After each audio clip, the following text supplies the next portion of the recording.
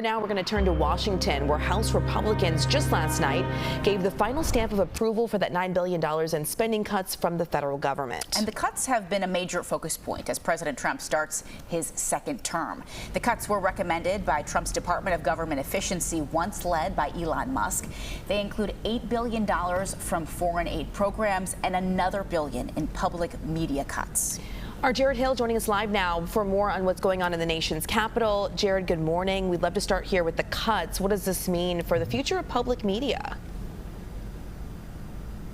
Well, it means that there will be a decent amount of money that is not available for public television and radio stations. One of the concerns that we had heard from, in particular, some of the senators, Republican senators from some of the smaller communities around the country, is what this could do for some of those communities that really rely on public radio, public television for emergency information, for information about what's happening in their very specific localities. And so that is one thing that we could see some of that funding, we will see that funding start to go away.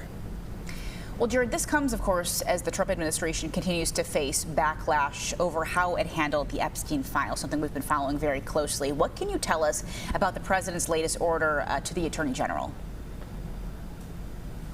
Right, so the president has directed the attorney general, according to what we've seen on social media, to make a request to the courts to make available any, as he called it, pertinent details related to grand jury testimony from the Epstein investigations. This goes back to 2019 when Epstein was being investigated for and potentially tried for some crimes related to allegations of sex trafficking. He died before the case actually ended up continuing going forward.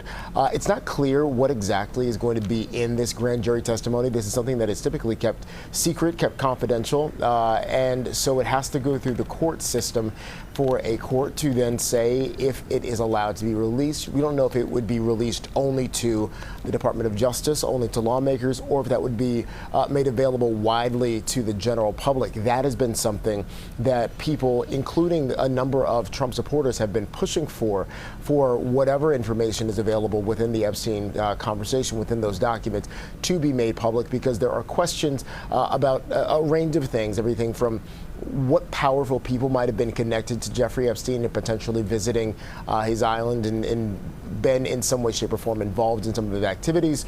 And then also if there was anyone within, again, government or big business that was helping to facilitate or cover up those actions. All right, Jared Hill live for us in New York. And